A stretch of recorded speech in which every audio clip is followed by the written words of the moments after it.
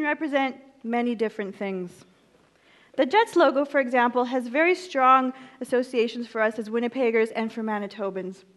So we got our first NHL team, the Jets, in 1979, and this logo started to represent for us feelings of pride, passion, community, and a sense of shared identity.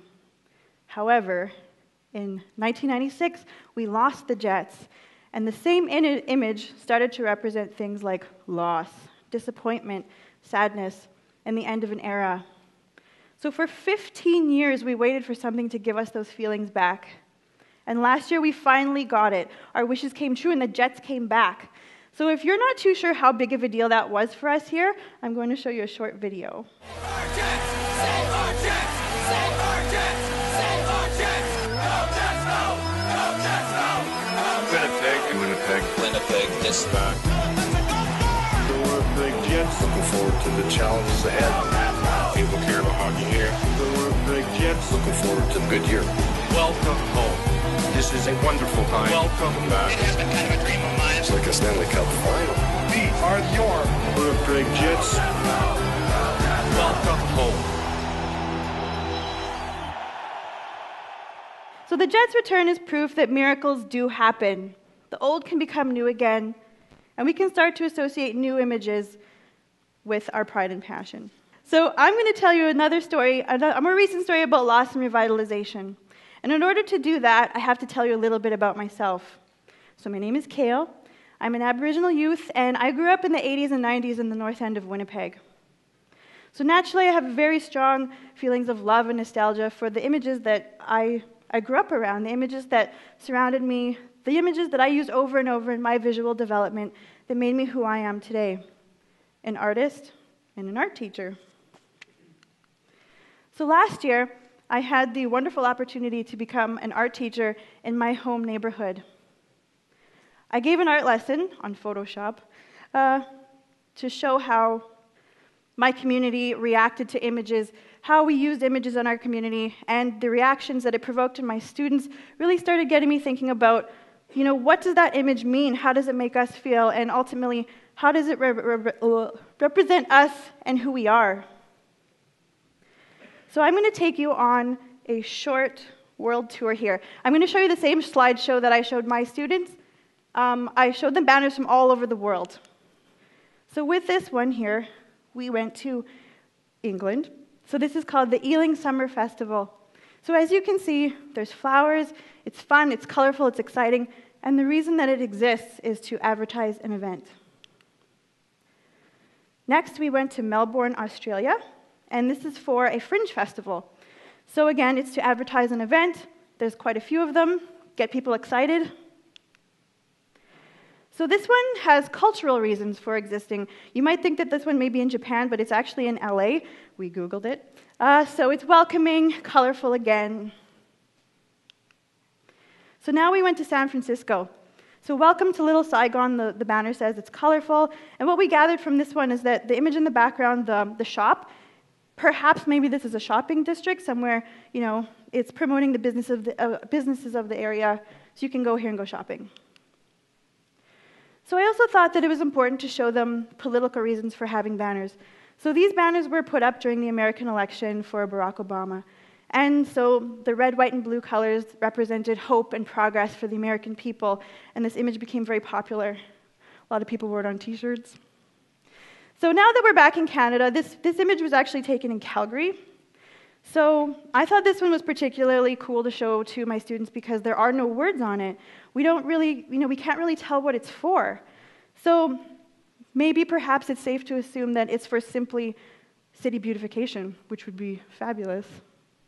So now I'm going to take you back to Winnipeg, and I'm going to show you the iconic golden boy that we have here, and show you the Manitoba Spirited Energy banners.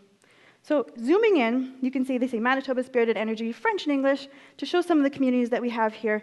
And we thought it must be very difficult to represent just the over 1 million people that live in Manitoba, so maybe that's why they used a non-representational image, some colors and some shapes.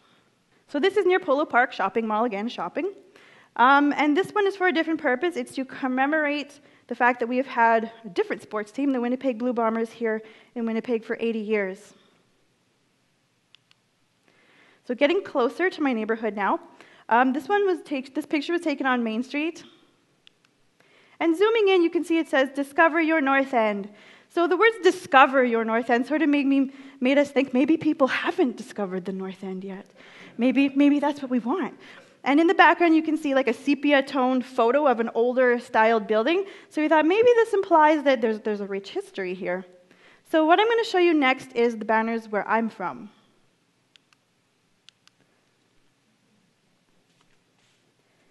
Not welcoming, not colorful, not cultural, not historical, not current, not promoting the businesses of the area, and certainly not representative of the people of my community. So I'm going to take you on a short Selkirk Avenue banner tour now.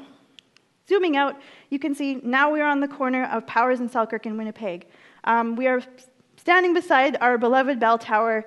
That's actually the original bell from the original City Hall from 1886 in Winnipeg, and it's domed by the Rainbow Dome, which is tattered and actually has pigeons living in it currently. Next, we did have some other banners on Selkirk. This is what they look like. If you look very closely, it actually says Gallery on the Avenue 92, which at this point last year in my slideshow meant that these banners had been up for 19 years. And that's actually older than any of the students that I had in my classroom. So that meant that these were the only banners that these students had ever known to represent their community. We did a street cleanup, and we found one of these banners under a bunch of garbage and muck. And when we pulled it out, and we discovered that it was actually originally navy blue and a red color rather than a sun-bleached light blue and pink. So to give you some context of what they look like, you can actually see that most of the banners have blown away and sort of leaving like these skeletal prong metal pieces out from the lampposts. The ones that do remain are sort of sagging, blowing sadly in the wind.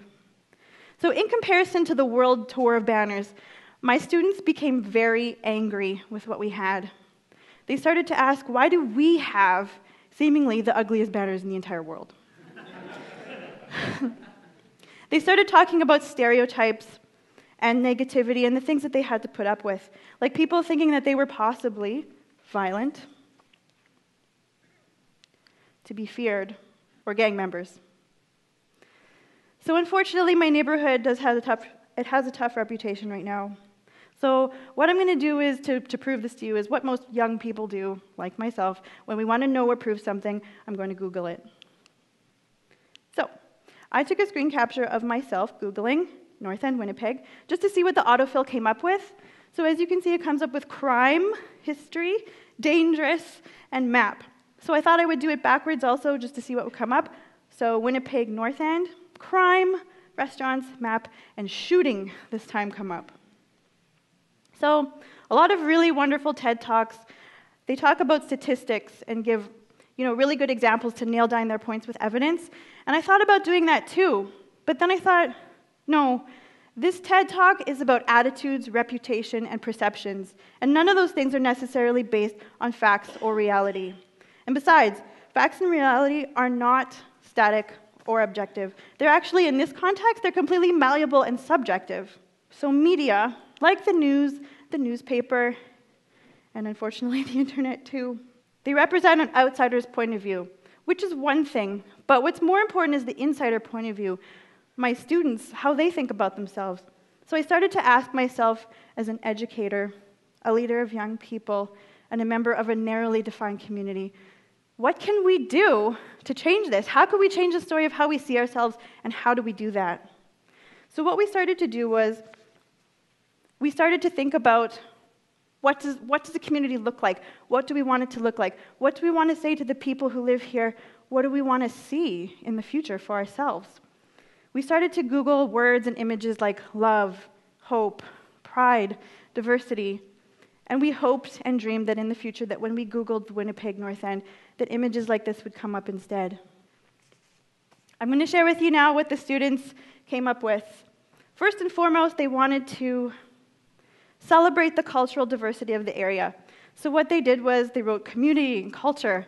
They chose the maple leaf to represent multiculturalism, and they chose some symbols that represented the different cultures that had lived in the area historically for many years. Secondly, they agreed that, like me, They really loved their community. They felt an inherent love for their surroundings. So they chose our beloved bell tower, as tattered and rugged as it was, and they drew hearts all over it to reclaim it and show everybody how much they really did love their community. And last but not least, they wanted to address the stereotypes that the media had vandalized their reputations with.